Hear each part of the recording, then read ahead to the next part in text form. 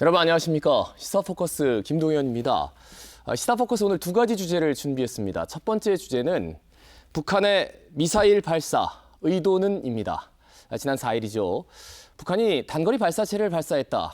한국과 미국 모두 미사일이라는 표현을 극도로 꺼려했습니다. 그런데 지난 9일이죠. 바로 목요일입니다.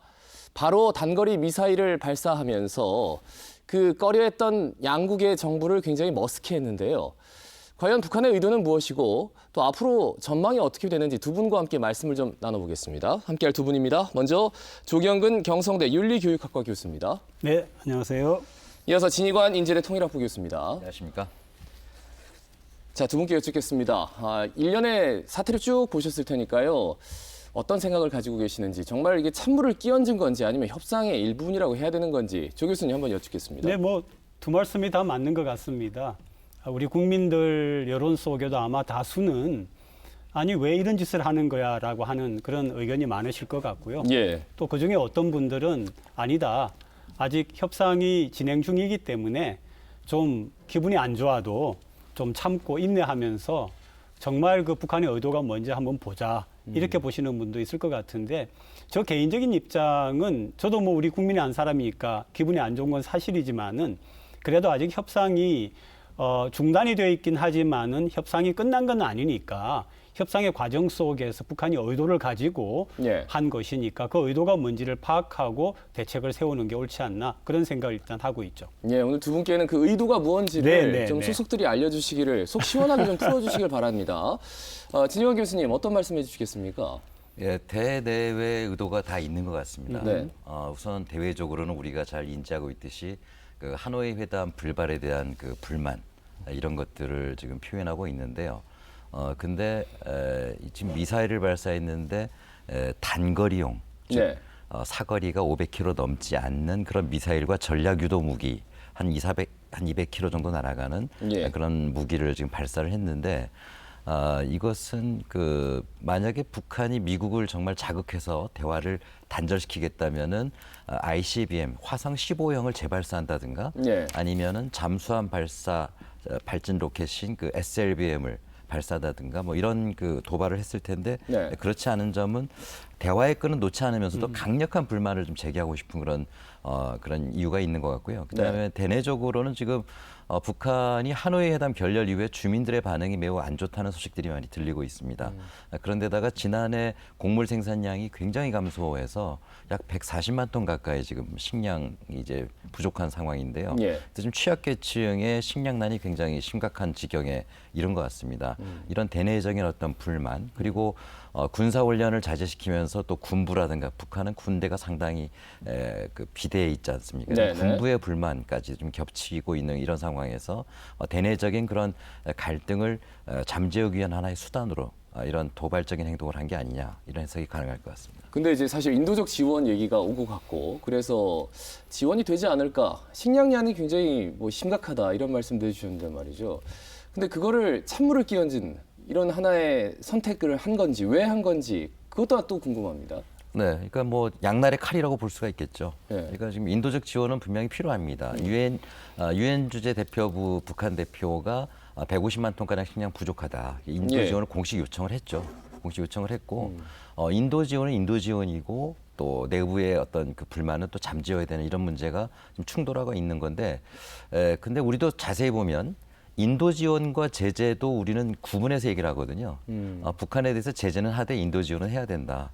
북한한테 어떤 시그널이 가겠습니까? 인도 지원은 인도 지원 문제로 별도로 보게 될 수밖에 없죠. 왜 그러냐면 지난 1년 반 동안 북한이 도발을 자제했잖아요. 예. 그러니까 벌써 2017년 11월 29일이니까 벌써 1년 반이 넘었는데 1년 반 동안 도발을 자제해도 제재가 하나도 안 풀렸거든요, 지금.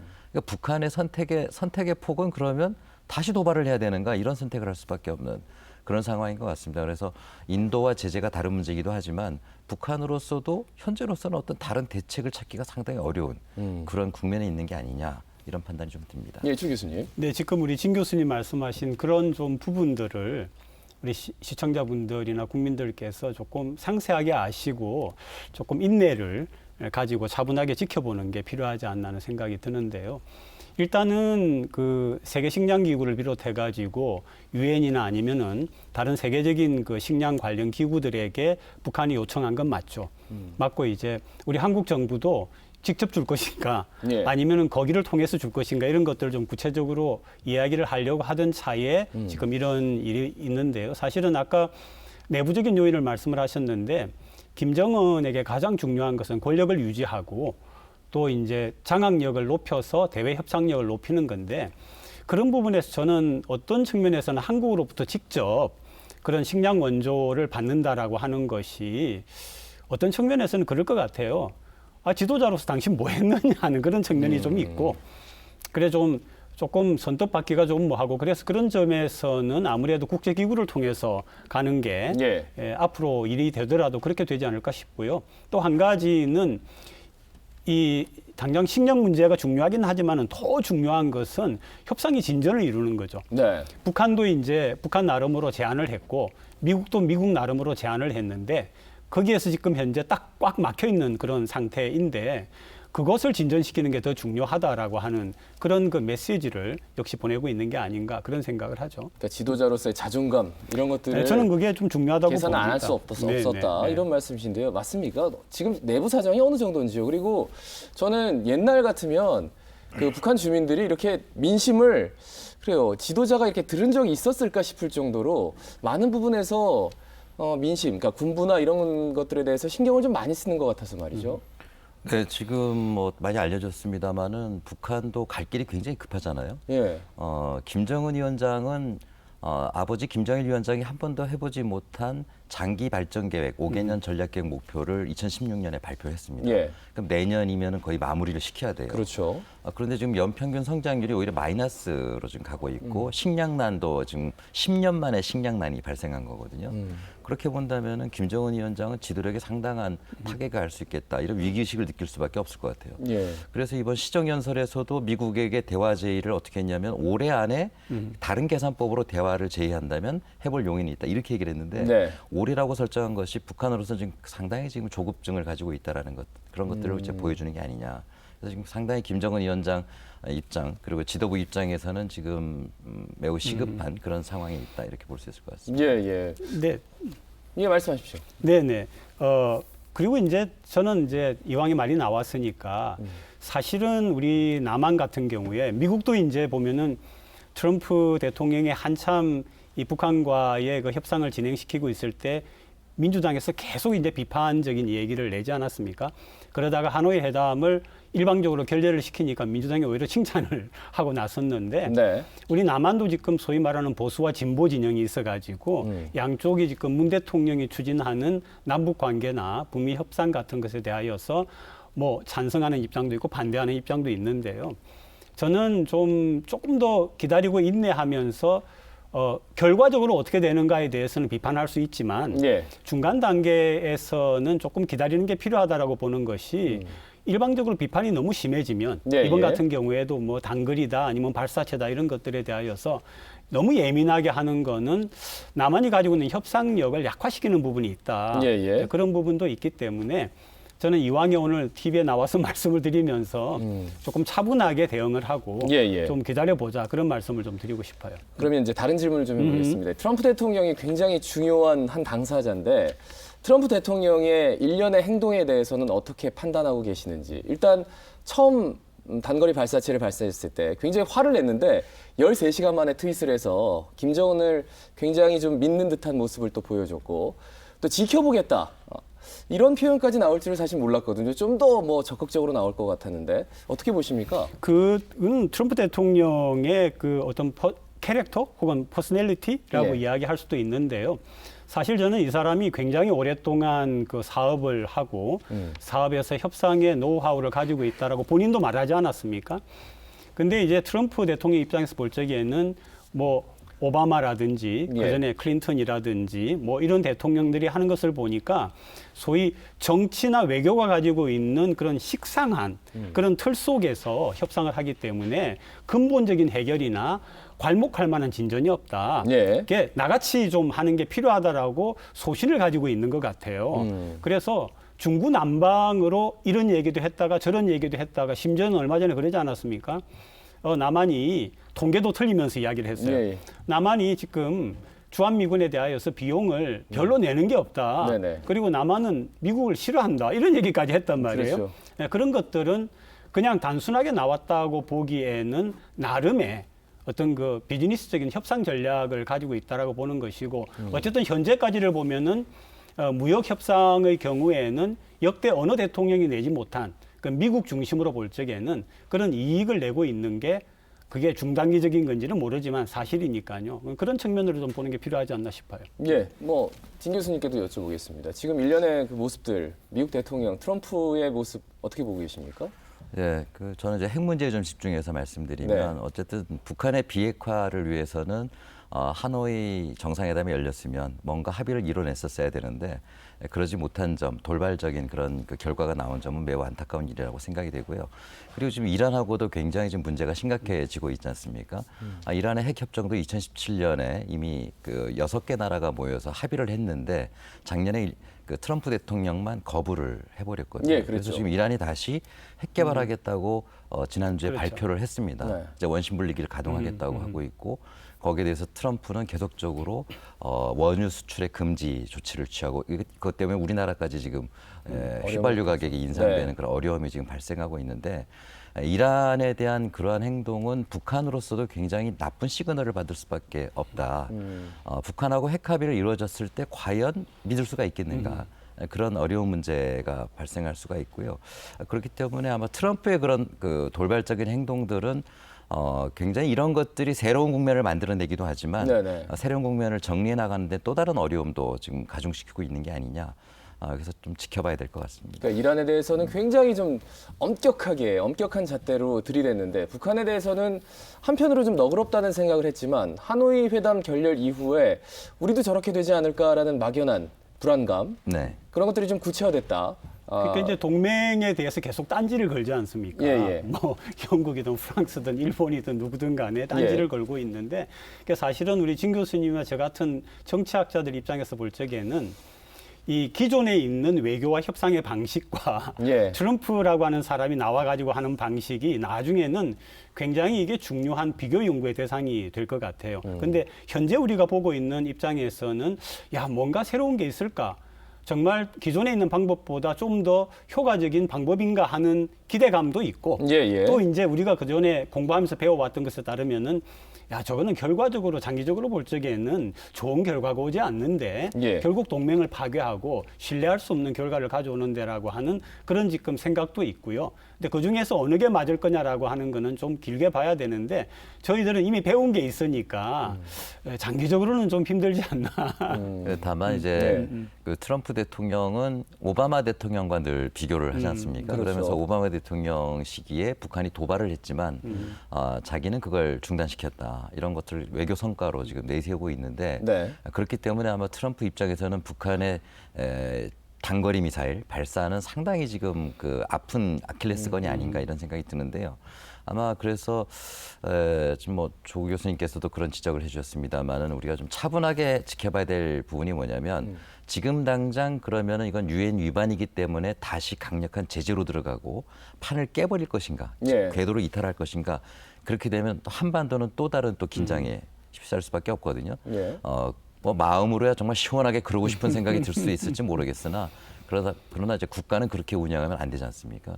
우리의 국익을 위해서 어떻게 가는 것이 바람직한가라는 걸 보는 게 매우 중요할 거라고 보여지고 그래서 북한을 다시 대화의 궤도로 들어올 수 있고 예. 그래서 북한이 비핵화할 수 있는 방향으로 가는 건 어떤 것인가라는 걸 찾는 게 지금 굉장히 중요할 거라고 보이는데요. 그래서 트럼프 대통령은 당신의 뭐 정치적인 어떤 예. 이해관계도 중요하고 그리고 또 비핵화라는 그런 어떤 당위적인 측면 이런 걸 여러 가지 고려했을 때 이번에 북한의 도발에 대해서 미국이 트럼프 대통령이 판단하는 아마 방향은 상당히 그 긍정적인 방향으로 갈 가능성도 있지 않냐 이런 분석들도 나오고 있는 것 같습니다. 자, 그러면은 이제 트럼프 대통령 사정은 이 정도로 듣고 우리 정부가 과연 어떻게 할 수 있을 것인가라는 게 굉장히 복잡해졌습니다. 일단은 개성공단하고 금강산 관광을 좀 열어주는가 했는데 그건 또 미국에서 안 된다고 해서 미국은 인도적 지원에 대해서는 어느 정도 좀 긍정적으로 얘기해 준다고 했는데 대통령에게 바란다. 그 방송을 보신 분들도 아시겠지만 대통령조차도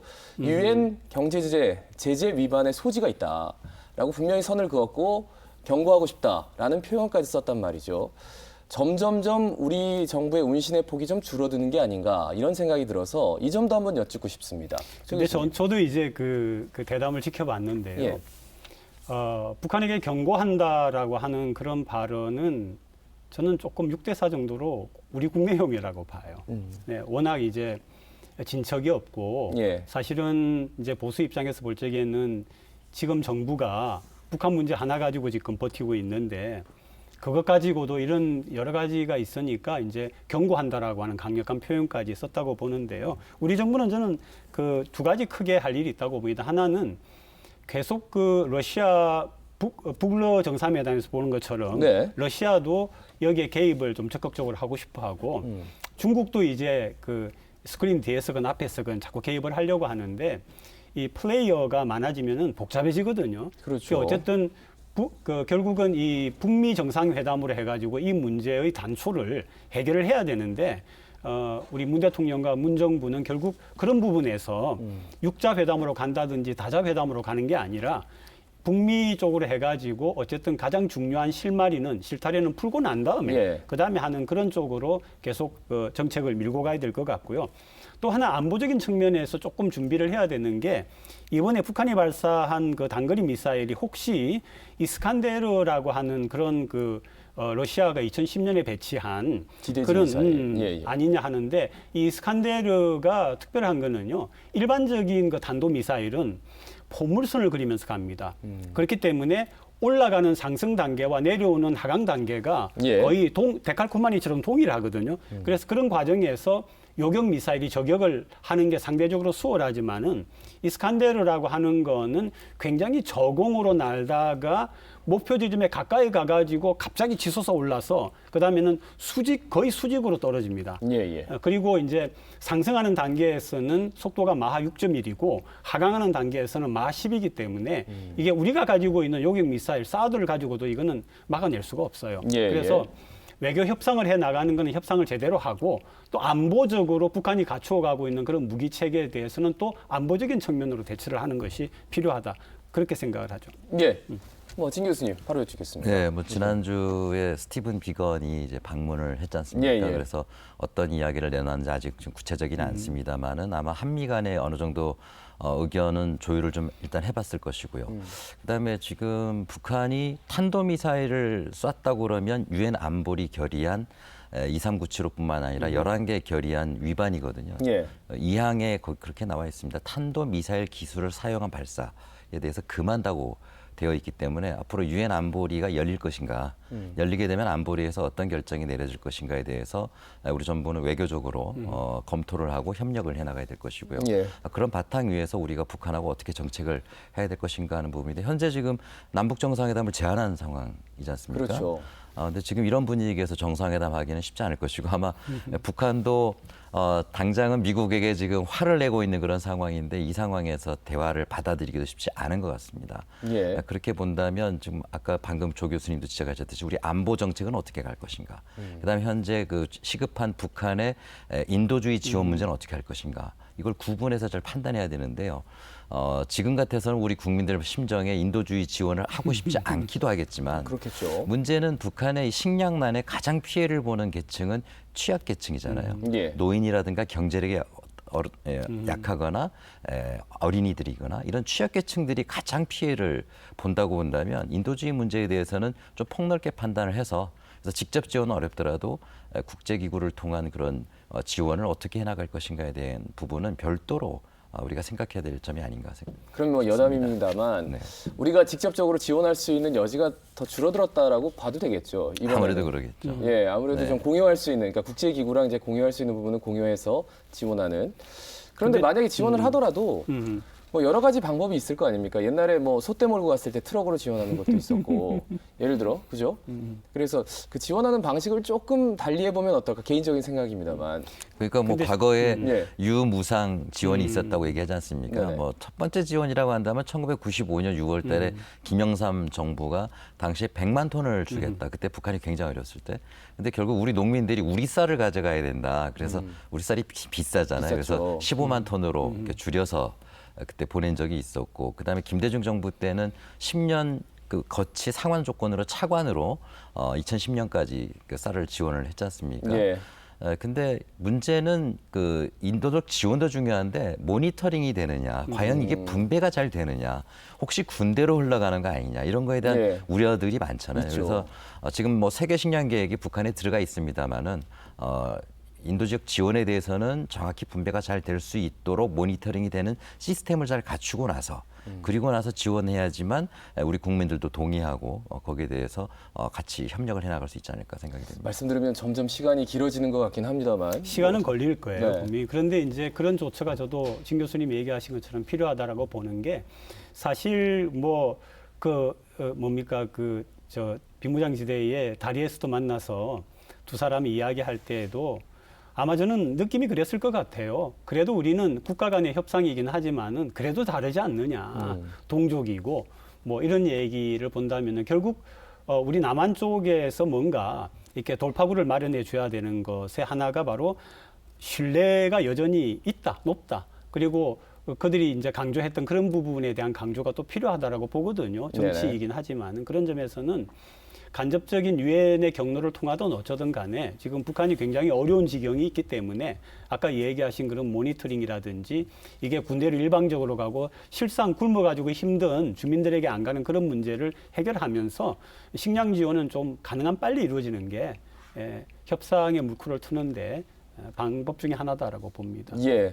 그런데 이제 어쨌든 그러면 인도적 지원에 대해서는 좀 긍정적으로 두 분 다 네, 평가를 네, 해주시고 유엔 제재 국면 분명히 위반 소지가 있지만 안보리에서 그렇게 크게 문제를 삼지 않고 넘어갈 수도 있다라는 말씀으로 들어서 말이죠. 네, 저는 그렇게 봅니다. 왜 그러냐 하면은 이게 하나하나 야, 내가 너보고 그러지 말라 했는데 너 또 그러니? 이런 식으로 자꾸 하다 보면은 예. 이게 협상이 되겠습니까? 비록 이제 그게 아마 처음 시작한 게 2006년으로 제가 알거든요. 그죠? 예. 2006년에 처음 이제 그 미사일 발사체에 대한 제재가 있었고 그 뒤로 2019년인가 2019년까지 그러니까 최근까지도 있었는데 그런 것들에 대해서 일일이 막 유엔에서 현재 단계에서 말이죠. 예. 이번 두 번이 아니라 또 발사를 하고 또 이게 이제 단순히 단거리 북한의 영해내가 아니라 조금 더 위협적인 걸 하면은 모르지만 현재 두 번의 발사를 두고서 유엔에서 또 제재가 논의되고 하는 것은 협상에 도움이 되는 것은 아니라고 생각을 하죠. 예. 네, 그러니까 아까 뭐 모두에 말씀드렸듯이 북한이 화성 15형 한 번 쏘고서 완성을 선언한 사실 한 번 쏘고 완성을 선언하기 어렵잖아요. 근데 그걸 만약에 또 쏜다 그러면은 그건 뭐 심각하죠. 판을 깨겠다, 예, 이탈하겠다라는 그런 의미로 보이지만 지금은 그렇게 성급히 판단할 때는 아닌데요. 유엔 안보리에서 그동안 5개 국가 중에 상임이사국 5개 국가 중에 중국과 러시아는 북한에 대한 제재를 이제는 유예해줘야 된다 또는 예. 해제해야 된다라는 요구를 해왔었지만 미국의 반대로 안 됐었단 말이에요. 근데 그동안 북미 간의 대화가 이루어졌기 때문에 중국과 러시아는 한 걸음 뒤에 물러서서 북미가 잘 풀어나가도록 지켜봤었는데 예. 결국 결과가 북한의 이런 다시 어떤 도발의 움직임으로 나타난다면 유엔 안보리에서 중국과 러시아가 좀 더 강력하게 어떤 이 비핵화를 위한 여러 가지 조치들을 요구할 가능성도 있지 않겠느냐. 그래서 안보리가 열린다 하더라도 제재, 더 강력한 제재로 갈 것인지 아니면 제재를 이완해 나가는 과정으로 갈지는 그건 지켜봐야 될 부분이 아닌가 싶습니다. 예, 뭐 지적을 해주셨으니까 여쭙겠습니다. 그러니까 중국과 러시아를 계속해서 이제 들락날락하면서 특히나 러시아를 방문했을 때 푸틴 대통령이 육자 회담 얘기를 했거든요. 이게 어떤 사람들은 이제 립 서비스다. 미국을 압박하는 카드가 될 수도 있기 때문에 어떤 사람들은 육자회담까지 되면은 정말 시간이 정말 길어질 텐데 이제 우려하는 부분도 있는데 말이죠. 근데 기본적으로는요. 네. 저는 어쨌든 좀 다른 돌파구를 좀 찾아보고 또 이제 북한의 식량 문제도 있고 하니까 그런 여러 가지 도움을 좀 받고 에너지 문제도 있지 않습니까? 예. 그래가지고 북러 정상회담을 했는데 북한이 생각한 것만큼은 못 얻었어요, 전혀.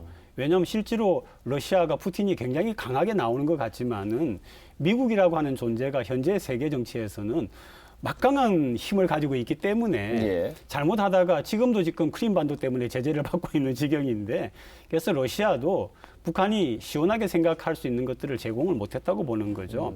예, 그런 것들을 총결론, 그러니까 중국 관계도 그렇고 러시아 관계도 그렇고 야 이걸 통해서는 돌파구가 안 되겠다라고 하니까 저는 쏘았다고 보거든요. 오히려? 예, 오히려. 어허. 예, 그렇기 때문에 지금 현재 단계에서는 중로는 앞으로 중로가 적극적으로 개입해가지고 판을 다른 방향으로 돌리려고 한다면은 그때 가서는 우리가 다른 생각을 해야겠지만은 지금은 우리가 쭉 해온 것처럼 예. 북미 정상회담에 초점을 계속 맞춰가야 된다. 우리 한국 정부가. 네, 좀 용어는 좀 정리할 필요가 있는데 육자회담 제안한 것처럼 많이 알려져 있지만 네. 사실 육자회담이라는 단어를 쓰질 않았거든요. 아, 쓰질 않았어요. 예, 다자간 쓰지 국제협력이라는 말을 썼는데 왜냐하면 북한이 그동안 육자회담을 거부해 왔었고 예. 무용론을 주장해 왔었고 다시는 참여하지 않겠다라고 해왔고 그게 김정일 위원장의 일종의 유언이라고 볼 수 있겠죠. 그래서 김정은 위원장이 갑자기 그걸 뒤집기는 쉽지가 않고요. 그다음에 육자회담을 하게 되면 일본이 참여해야 되거든요. 북한으로서는 굉장히 불편해하는 그런 측면이 있습니다. 그래서 육자회담이 다시 열리긴 쉽지 않고 그다음에 육자회담이라는 건 실무 회담이거든요. 예. 탑다운 방식이 아니고 버텀업 방식이라고 볼 수가 있는데 그래서 어떤 그 전향적인 그런 결론을 내리기 상당히 어려운 측면이 있고요. 예. 그래서 지금 국면을 보면은 하노이 회담까지는 북한과 미국의 1대1 프레임이 중요한 어떤 하나의 그 모티브였다면은 하노이 회담 이후에는 1대 다 여러 나라와 북한이 같이 대화하는 이런 프레임으로 바뀌어가는 것 같습니다. 예. 그래서 다자간 외교 노력을 지금 북한이 보이려고 하는 게 아니냐 그런 측면에서 이제 러시아가 정상회담을 하게 된 것이고 그래서 앞으로 아마 미국 입장에서는 어쨌든 트럼프 대통령은 어떤 개인의 어떤 그 성과로 북핵 비핵화 문제를 다뤄가고 싶겠지만 그렇죠. 지금 북한 김정은 위원장이 하고자 하는 방식은 트럼프 대통령 한 사람만 가지고는 안 되겠다라는 그런 어떤 위기의식 이런 것들이 많이 작용하고 있는 게 아니냐. 그래서 러시아도 만나고 지금 약간의 도발도 지금 이루어지고 있고 이런 형태로 변화를 하고 있는 게 아니냐. 그런 계기가 지금 그런 어떤 기로에 서 있는 계기가 아닌가 그런 생각이 듭니다. 그리고 한 가지 첨언을 말씀하십시오. 하면은요, 이게 강대국 외교라고 하는 게 있고, 강대국 외교에서 볼 적에 우리 남북한은 이 중소, 심하게 말하면 약소국이란 약소국이라고 할수 말이에요. 있죠. 예. 그렇게 보면은 트럼프는 아마 그런 생각을 하는 것 같아요. 러시아가 끼어들어서 어떻게 하는 것보다도 오히려 러시아를 활용해가지고 러시아 네가 좀 더 강력하게 이야기를 해라. 중국 네가 계속 더 강력하게 얘기해라라고 해서 모든 이제 그 북한 문제를 풀기 위한 네. 전반적인 외교를 트럼프가 전부 주도를 했다라고 하는 그런 방향으로 가기 때문에 과연 중국하고 러시아가 자기네에게 확실하게 이득이 되지 않는 그런 국면이나 그런 단계에서 예. 북한에 일방적인 그런 도움을 주거나 립 서비스 말고 실질적으로 할 수 있는 것은 한계가 있다. 오히려 거꾸로 미국이 또 한편 그 다자 외교를 통해서라고 하면은 중국과 러시아를 활용하려고 하는 측면도 있을 거다 그런 거죠. 예. 끝으로 이 질문만 여쭙고 가겠습니다. 그 북미 정상회담 조만간 열릴까요? 이런 분위기 속에서 어떻게 보세요? 예, 짧게 지금 듣겠습니다. 뭐 두 가지 전망이 다 있는 것 같습니다. 네. 이번 미사일 발사로 상당히 어려워졌다라고 보는 측면하고 미사일 발사가 하나의 촉진제가 될 가능성이 있다. 두 가지가 다 있는데 아마 열릴 가능성이 저는 있지 않겠나 그렇게 네. 전망해 봅니다. 늘 긍정적이셨는데 예, 조금 조심스럽네요 이제는. 예, 예, 저도 최 교수님. 동일한 생각을 갖습니다. 일단은 아마 단계적으로 남북이 뭐 아주 막 공식적으로 만나기보다도 지난번 그 북쪽에서 약간 만났던 것처럼 남북이 좀 더 만나는 모습이 있고 그다음에 아마 어차피 지금 그 김정은 위원장이 연내로 한정짓지 않았습니까? 예, 그것 예. 때문에 미국이 움직이는 것은 아니지만은 그래도 또 그런 여러 가지 정황을 볼 적에는 연내에는 아마 북미 정상회담이 열릴 가능성이 있다 그렇게 봅니다. 저는. 알겠습니다. 오늘 좀 궁금한 점도 있었는데 여러 가지로 좀 궁금한 점들이 좀 해소가 됐습니다. 두 분 감사합니다. 조경근 진희관 교수였습니다. 고맙습니다. 감사합니다. 고맙습니다.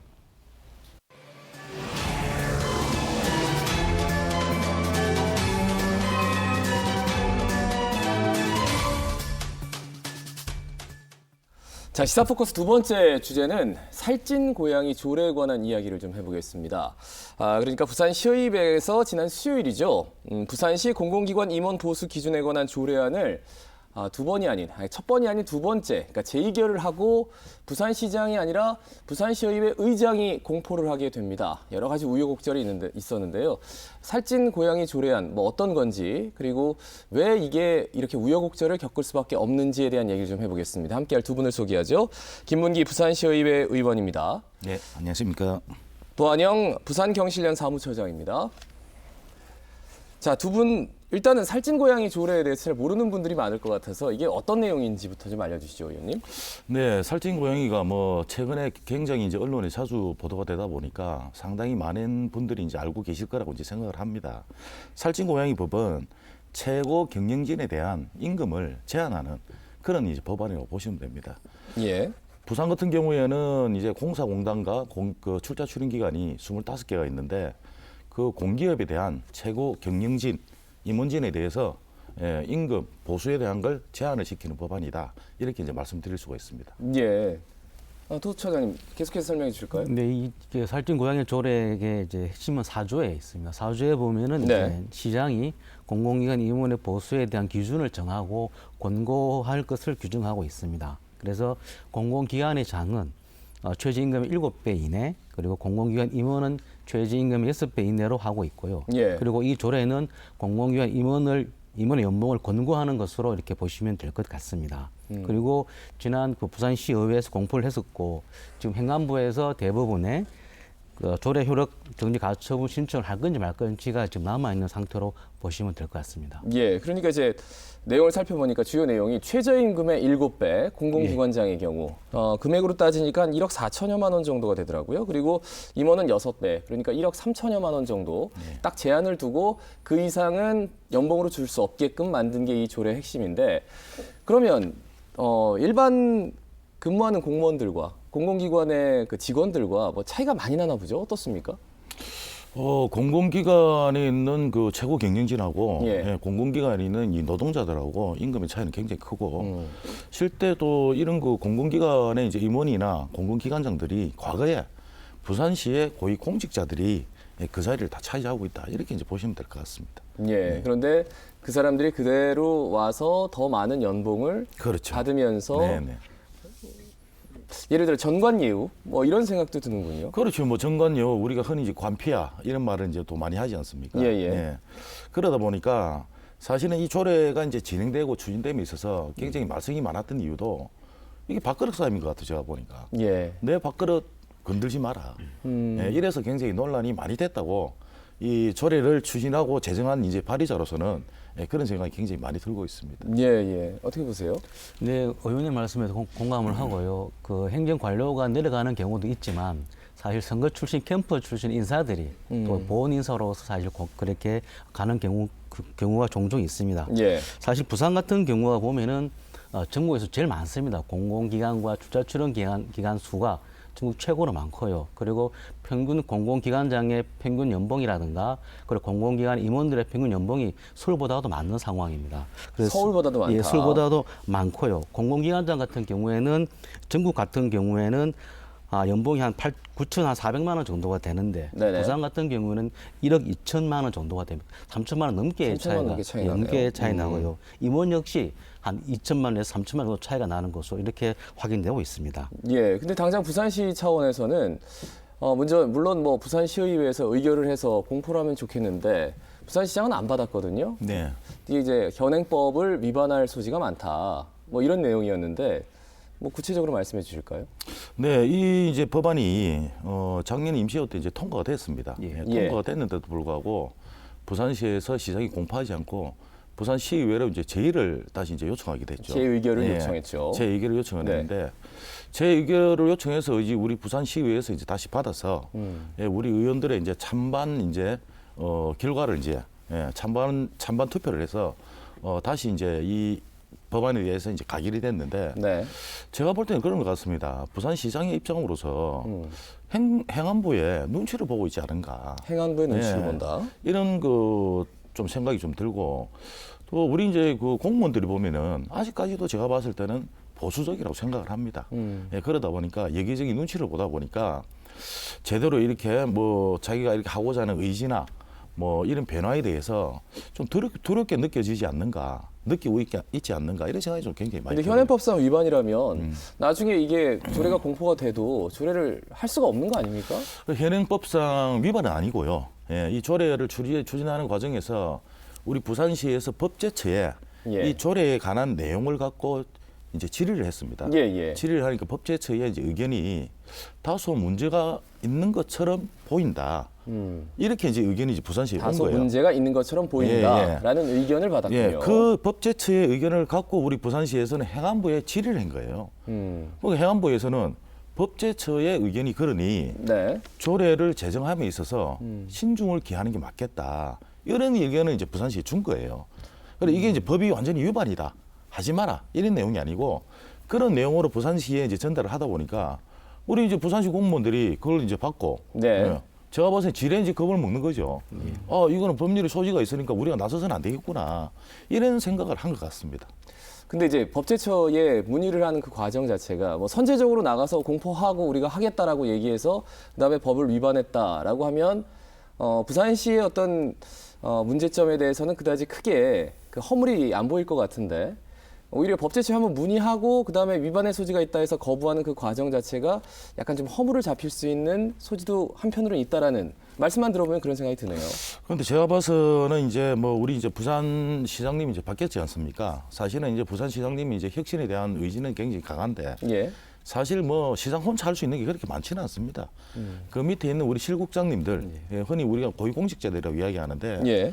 거기에서 뭐 전부 다 반발을 하고 문제가 있다고 또 제기를 하고 이러다 보면 뭐 시장님이 이렇게 혁신에 대한 의지를 갖고 있다 하더라도 이런 문제에 대해서는 제대로 잘 이렇게 밀고 나가지 못하는 그런 경향이 있지 않은가 예, 이런 생각이 예. 듭니다.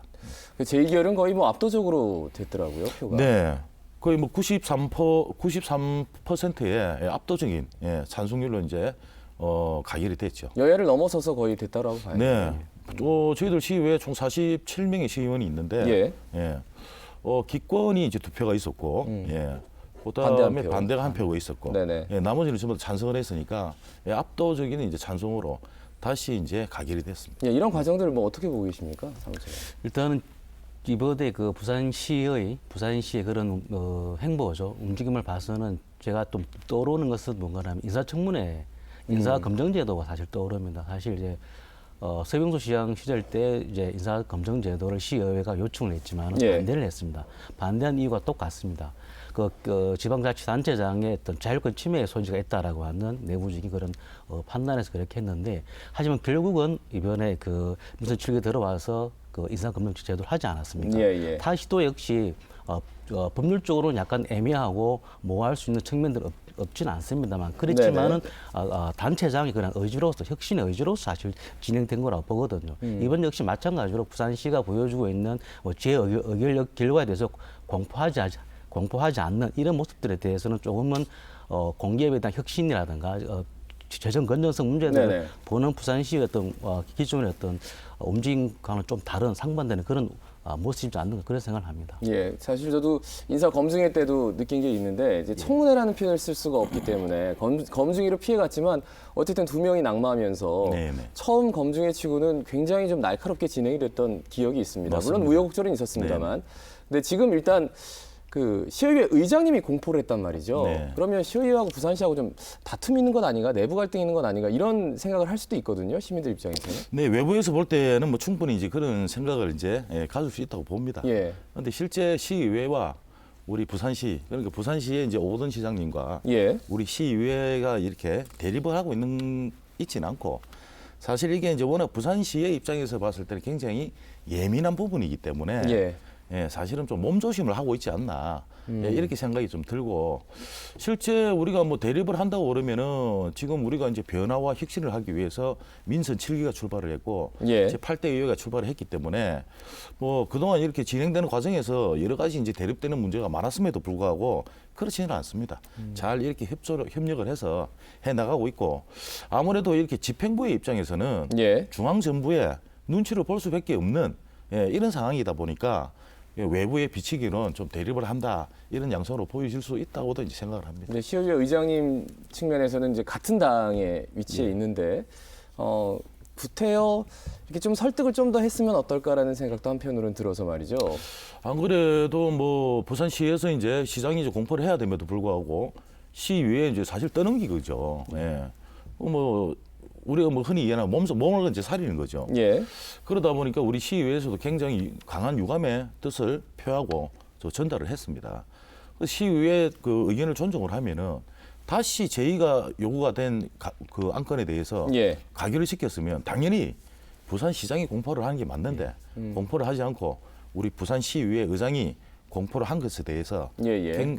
강한 그 유감의 표시를 했고 거기에 대해서도 우리 부산시 쪽에서도 뭐 굉장히 긍정적으로 받아들여서 변화에 같이 좀 이렇게 혁신적으로 동참을 하고자 하는 의욕을 또 내비치고 있습니다. 예. 그런데 이제 이 조례가 한 가지 또 의미가 있는 게 심상정 의원을 비롯한 정의당 쪽에서는 이 조례를 굉장히 반기면서 조례와 관련된 해당 법안도 우리가 한번 국회에 2016년에 발의가 됐는데 아직 통과를 못 하고 있는데 네네. 법안도 통과할 수 있게 노력을 하겠다. 네. 이런 얘기를 좀 추가적으로 했더라고요. 맞습니다. 예, 말씀해 주실까요? 심상정 의원님하고 이제 통화됐습니다, 제가. 예. 조례가 이제 제 가결이 되기 전에 전화가 와서 지금 국회에 이제 잠자고 있는 우리 심상정 의원이 발의한 법안이죠. 살찐 고양이법. 예, 이걸 뭐 다시 일깨워줘서 예. 고맙다는 이제 얘기도 제가 전해 들었고 실제 이 조례가 이제 가결됨에 따라서 뭐 사회적으로 상당히 파장이 또 있다고 봅니다. 예. 우리 사회가 굉장히 뭐 사회 양극화 현상이 굉장히 많이 발생이 되고 있고 대기업과 이제 중소기업, 그죠? 정규직과 비정규직 이런 사회 양극화가 이제 굉장히 많이 발생되고 있으니까 이게 단지 임금만에 대한 문제는 아니고 이 살찐 고양이라는 이 조례가 가결이 됨으로 인해서 우리 사회에 이런 양극화에 대한 예. 어떤 논의에 출발점이 되지 않을까 이런 생각을 하고 있습니다. 그러니까 심상정 의원이 발의한 법은 기업 임직원이 최고임금을 최저임금의 30배를 넘지 않도록 하는 건데 말이죠. 네네. 이것과 연동해서 이것 또한 이제 법안으로 할 수 있는 여지를 만들겠다. 이게 내용인데 이런 일련의 과정들을 쭉 보면 글쎄요. 지자체에서 그 우수한 인재를 데리고 오기 위해서는 좀 더 연봉을 줘야 되는 것 아니냐. 뭐 이런 의견도 부산시장님, 오거돈 시장님 말씀을 하셨거든요. 뭐 어떻게 판단하십니까? 네, 뭐 우수한 인재를 위해서는 그런 부분도 필요할 거라고 보여집니다. 그런데 예. 이제 우리가 지금 얘기를 하고 있는 부분들은 출자 출연 기관장 같은 경우를 보면은 사실상 뭐 앞서도 말씀드렸지만 어떤 캠프의 인사, 보훈 인사라든지 그리고 주로 낙하산이나 어떤 관피아 그런 부분들이 있다 보니까는 실질적으로 시민들과 서민들의 정서와는 좀 동떨어져 있는 부분이 아닌가 이런 생각이 듭니다. 예. 그런 측면을 본다면은 부산시장님의 말씀은 어느 정도는 뭐 일리는 있다고 보이지만은 우리 서민들의 정서를 봤을 때는 가능하면 부산시가 부산시 의회 권고 사항을 좀 적극적으로 시행을 해서 함께 의회와 함께 동참하는 것이 좀 맞지 않겠는가 그런 생각을 합니다. 말씀을 들어보면 그동안의 인사들을 쭉 저희가 살펴봤는데 예. 이렇게 정말 데려와야 되는 분을 고액의 연봉을 주고 데려온 사례는 거의 없었다. 네, 뭐 이런 뭐, 말씀으로 들려서 말이죠. 예. 그렇게. 그래요. 그러면 앞으로 어떤 효과들을 좀 생각해 볼 수 있을까요? 이 법을 통해서. 네, 이번에 그 아까 우리 김문기 의원도 말씀하신 것처럼 이번 조례의 통과를 통해서 다른 광역 시도에도 좀 충분히 전달될 수 있을 거라고 좀 보여지고요. 예. 그리고 심상정 의원이 발의한 그 지금 국회에서 계류 중인데 이 법안 역시 어쩌면 이 분위기 속에서 같이 함께 좀 통과되어서 우리 사회의 어떤 불평등과 양극화 해소에 어느 정도 좀 기여할 수 있는 그런 계기가 됐으면 하는 생각입니다. 자, 지금 제가 그 표를 하나 갖고 있는데요. 부산교통공사 사장은 1억 5,994만 원, 2017년 기준입니다. 네. 부산도시공사 사장 1억 4,537만 원 이렇게 됐는데 그럼 이제 공포가 됐기 때문에 이분들 당장 연봉이 깎이는 겁니까? 어떻게 되는 건가요? 네, 일부 이제 부산시에서 이제 그 공기업을 혁신하기 위해서 이 연봉을 이제 일부 조정하고 있는 걸로 제가 알고 있습니다. 예. 알고 있고 실제 이 살찐 고양이법, 그러니까 공공기관 임원 보수에 관한 이 조례가 공포가 됐기 때문에 이제 바로 이제 이 효력이 이제 발생이 합니다. 예. 그래서 공공기관장은 이제 7배, 임원들은 6배 이렇게 이제 정해놨지 않습니까? 이 기준에 넘는 곳에 대해서는 부산시가 당장 공공기관의 임금을 갖다가 조정하는 그런 역할을 이제 해야 자, 됩니다. 근데 제가 이제 표를 정확하게 이제 숫자를 한번 따져볼게요. 왜냐하면 교통공사 사장 1억 5,994만 원, 도시공사 사장 1억 4,537만 원. 그런데 관광공사 사장은 1억 363만 원. 그러니까 지금 해당되는 분이 두 분밖에 안 계세요. 교통공사 사장하고 도시공사 사장하고. 그런데 이렇게까지 정말 의회도 그렇고 부산시도 그렇고 들썩일 정도로 할 필요가 있었을까? 한편으로 그런 생각이 들었어요. 그렇지 않습니다. 지금 들고 있는 자료는 이제 공단에 대해서만 이제 들고 있는 거고 예, 예. 출자 출연 기간이 있습니다. 예, 출자 출연 기간에 이제 제가 이제 자료를 갖고 있는데 예를 들어 부산과학기술기획평가원 같은 경우에는 작년에 2017년 그 기준으로 연봉을 보면은요 1억 9천만 원입니다. 예, 1억 9천만 원. 예. 또 백스코는 출자 기간이긴 하지만 백스코가 지금 2억이 넘습니다. 아하. 예. 아시아드가 1억 8천이 또 넘어요. 예, 예. 출자 출연 기간에도 어허. 임금이 굉장히 높기 때문에 여기에서는 당장 이 부산시가 임금에 대한 이런 작업을 하지 않으면 안 된다.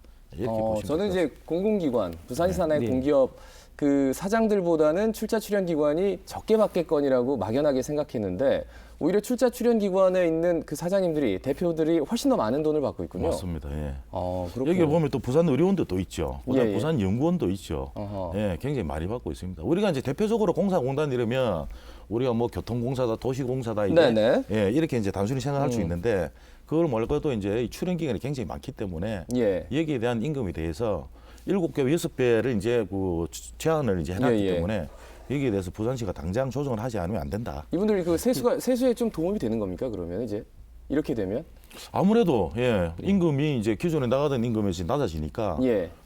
부산시의 이제 재정에도 이제 도움이 되고 특히나 뭐 이런 사실은 돈들이 뭐 우리 부산 시민들도 혈세 아닙니까? 그렇죠. 예. 우리 부산 시민들을 위해서 좀 더 이제 복지적인 차원을 위해서 쓰여줄 수 있는 여력이 있다. 이렇게 이제 보시면 될 것 예, 예. 같습니다. 저도 한 가지 좀 말씀을 드리면 아까 말씀하셨는데 뭐 백스코라든가 아시아드가 사실 성과급 부분도 제외되어 있습니다. 이게 예. 이게 살찐 고양이 조례에 의하면 성과급은 제외가 돼 제외돼요. 있군요. 그렇게 실질적으로 보면은 금액이 그렇게 차이가 많이 나는 건 아닙니다. 오히려 이제 4개나 5개 기관의 기관장 정도가 이제 사실상 포함이 되고 아까 말씀하셨던 백석구라든가 아시아드 교통공사라든가 부산연구원이나 이런 부분에서 좀 포함이 되는 거지 나머지는 사실 적용되고 있지는 않거든요. 예, 그래서 예. 성과급이 포함이 된다면은 모든 그 대부분의 기관장들이 적용될 수는 있겠지만은 성과급이 이 조례는 제외되기 때문에 실질적으로는 아직까지 지금의 평균 연봉이 기관장 연봉이 1억 3천 정도 되거든요. 예, 그렇기 때문에 예. 1억 4,600만 원에 비하면 아직까지 1,500만 원 정도의 그런 차이가 있기 때문에 실질적으로 많이 적용되고 있다라고 보기는 어렵다고 보여집니다. 예. 근데 추후에 어쨌든 뭐 연봉 인상에 있어서는 분명히 부담이 될 수밖에 없겠군요. 연봉이 인상이 되지만 또한 최저임금 역시 오를 거기 때문에 제가 볼 때는 그렇게까지 많이 이렇게 적게 받겠는가 이런 생각은 좀 있습니다. 근데 그 행안부에서 제소할 수도 있다. 뭐 이런 얘기를 하더라고요. 대법원에 할까요? 어떻게? 부산시의회 이제 의장이 공포하고 난 이후에 뭐 우리 이제 그 어저께 아랫게죠. 우리 뭐 S 방송국에서 이제 보도를 했는데 예. 행안부에 직접 질의를 했더라고요. 그 행안부에서는 제소하지 않겠다는 의사를 제소하지 밝혀왔습니다. 않겠다. 그리고 이 법령이라든지 법안, 특히 이제 우리 지방 그 자치단체에서는 이제 이 조례죠. 예. 사실은 이 사회적인 요구가 바뀌면 그런 부분을 충분히 감안해서 받아들여져야 된다고 보고 예. 이 법령이라는 게 뭐 계속 이렇게 한 번 정해놓으면 영원히 갈 수는 없는 거거든요. 그렇죠. 그래서 행안부에서는 적극적으로 이 조례안을 받아들이고 필요하면 행안부의 법령까지도 개정할 그런 검토 의사를 이제 밝혔습니다. 그 정도로 이제 이게 네. 하나의 나비 효과 같은 거군요. 네네. 나비의 날갯짓인데 정말 크게 이게 점점 번져가고 있습니다. 그래서 이게 뭐 단지 우리 부산시 공공기관의 임원 보수를 이제 제한하는 이 조례를 넘어서서 예. 굉장히 사회적으로 굉장히 큰 영향을 줄 수 있는 이런 법안이다 이렇게 이제 보시면 되겠습니다. 예. 정말 뭐 작게 시작했는데 법안도 고치게 되고 또 조례뿐만 아니라 그 뭐 여러 가지 관례들도 하나씩 바꿔나갈 수 있는 하나의 계기를 마련했다 이렇게 생각하면 되겠군요. 우리 시민들도 지금 보고 있을 텐데 살찐 고양이 조례에 대해서 잘 모르는 분들을 위해서 뭐 부연 설명이나 아니면은 뭐 당부의 말씀을 하시고 싶다면 어떤 말씀해 주시겠습니까, 사무처장님? 일단 시민들은 되게 긍정적으로 환영할 것 같습니다. 사실 뭐 사회 양극화나 불평등 그리고 이제 최저임금으로 해서 많이 어려움을 겪고 있는 분들에 대해서는 그래도 우리 사회가 뭔가 좀 기댈 수 있겠구나 하는 이런 좀 희망을 갖지 않나 이런 생각이 좀 들고요. 예. 그렇기 때문에 부산시에서는 이번 부산시의회가 어떤 통과된 결의안, 재결의안 이 부분을 적극적으로 받아들여서 우리 시민들의 어떤 기대대로 그런 행정을 펼쳤으면 좋겠다는 생각이 좀 들고요. 정말 부산시가 이제 공공기관의 경영 혁신이나 그리고 이렇게 어떤 경영의 어떤 그 효율성을 높여낸다면은 좀 적극적으로 이 부분을 함께 해줬으면 하는 바람입니다. 예, 부산시도 좀 전향적으로 생각하고 실천을 했으면 좋겠다. 의원님 어떤 말씀해 주시겠습니까? 네, 이 이제 조례가 이제 통과되고 난 이후에 환영 의사를 굉장히 많이 이제 밝혔습니다. 예. 특히 뭐 우리 시민단체 이제 부산경실위원회에서 이제 환영 의사를 밝혔고, 저희 더불어민주당, 부산시당에서도 환영 논평을 냈고, 정의당에서도 환영 논평을 냈고, 특히나 이 뭐 일반 국민들이나 부산 시민들도 마찬가지지만 굉장히 이전 정권하고는 이제 틀리구나. 예. 이제 부산시의회가 제대로 일을 하는 것 같다. 이런 의견도 굉장히 많이 냈고, 사실은 이전의 시의회의 이제 의원들을 보면은 그 정권이 뭐 그 30년간 이렇게 특정 정당에 독재를 하다시피 했으니까 뭐 시의회가 거수기 역할밖에 안 한다. 이런 비판이 굉장히 많았었죠. 예. 그런데 지금 이제 더불어민주당의 이제 의원들이 저희들이 대폭 이렇게 바뀌어서 들어갔지 않습니까? 잘 뽑았다.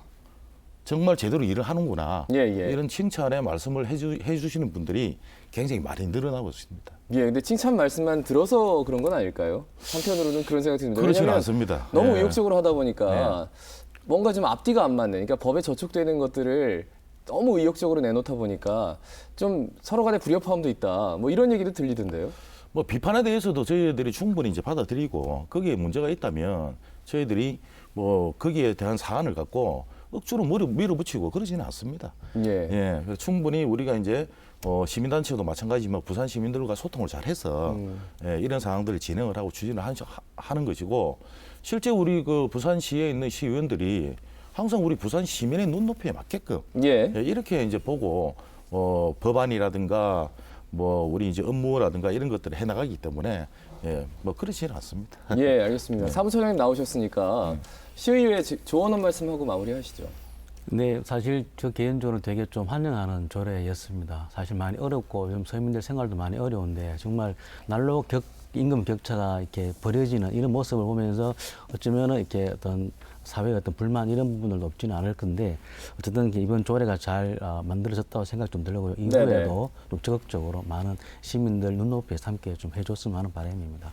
예, 두 분 덕분에 살찐 고양이 조례 이렇게 딱 나왔을 때 뭐 기사 한 줄 딱 나와서 이게 뭐지 했는데 여러 가지로 이게 이런 의미이기 때문에 이렇게 가는구나라고 충분히 좀 이해를 할 수 있는 시간이 된 것 같습니다. 자, 김문기 부산시의회 의원님 그리고 도한영 부산경실련 사무처장님 고맙습니다. 네. 감사합니다.